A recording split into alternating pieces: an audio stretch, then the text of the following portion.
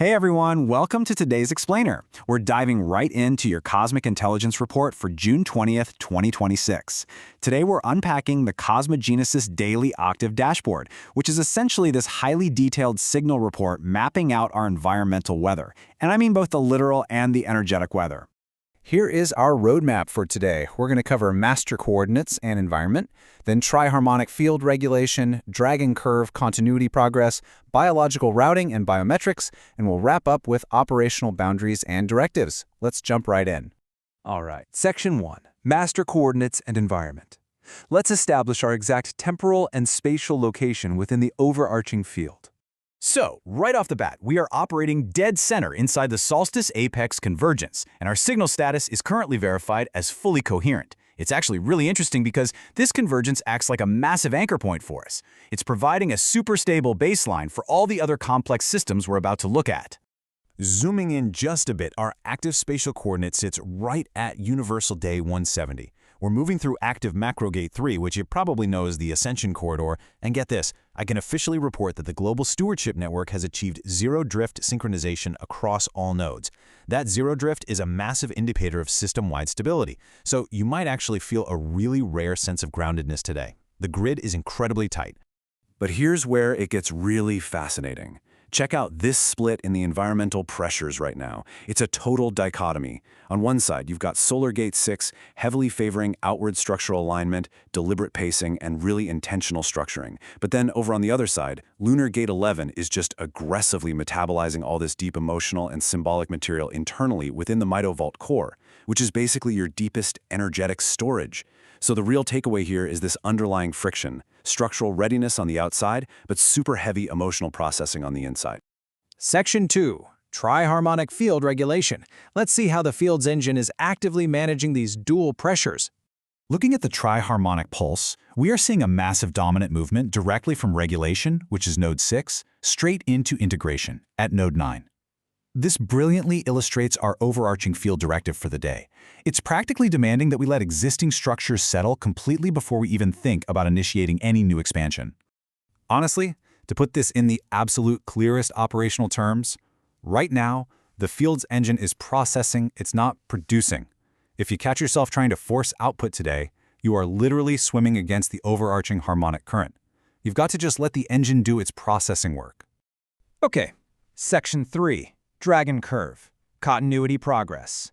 We've got to track where we are across the larger lunar wave to keep our bearings. Checking the Dragon Curve tracker, we are firmly stationed in the Pulse 3-4 corridor, so we've officially moved past the initial release and dissolution phases. This current corridor means we are actively softening our frameworks, what the source data calls decompression, to prep for some really profound clearing or emptying.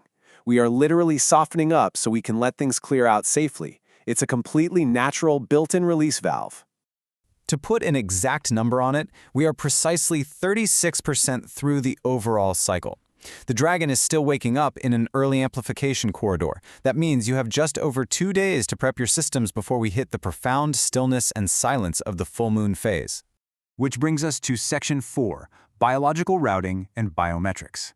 Let's translate all this cosmic data into physical terms and see what your actual biological vessel is up to.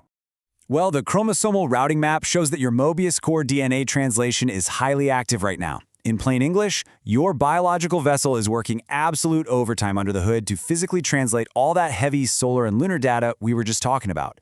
It's routing energy deep down through stabilization, hydration, and integration pathways. And you can see this wild split in our current biometric reality. It's really something. While we have incredibly high systemic coherence sitting at 91% and fantastic field clarity at 87%, all of that is coupled with a remarkably heavy 72% integration load. So you might be walking around feeling incredibly clear-headed, but your physical body is doing some serious heavy lifting in the background. Because this elevated 72% integration load forces your system to work so incredibly hard behind the scenes, your physical recovery requirement for today is marked as explicitly high. Remember our rule for the day? Processing, not producing.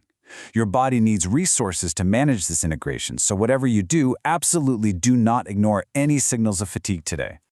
Finally, Section 5, operational boundaries, and directives. Let's convert all this intelligence into your actual game plan for today. Let's contrast your immediate priorities here. On the one hand, you definitely want to engage in strict hydration protocols. You've got to support those active lunar drive pathways and take time for strategic planning and somatic check-ins. On the flip side, you absolutely must release any forced acceleration, excessive scheduling, or reactive decision loops.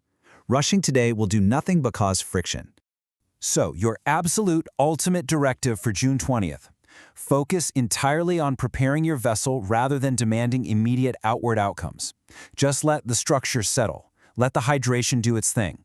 You need to be the observer today before you try to be the expander. This preparation is so crucial because, looking at the horizon tracker, the weather is definitely shifting soon. Anticipate your structural expression shifting inward within the next 12 to 24 hours as we hit Solar Gate 7. And right on the heels of that, in about 24 to 48 hours, we'll see a shift from the mesovault core processing into a phase of completely new emotional articulation once Lunar Gate 12 impacts. I want to wrap up this explainer with an amazing piece of temporal medicine pulled straight from the source dashboard. It says, "Create room for what is arriving. Capacity is built before momentum becomes visible." Really think about that as you go about your day. Ask yourself, are you actively building the internal capacity right now, today, for the profound momentum that's going to hit tomorrow? Thanks for joining me for this briefing, guys. Use this data to navigate effectively, and I will see you next time.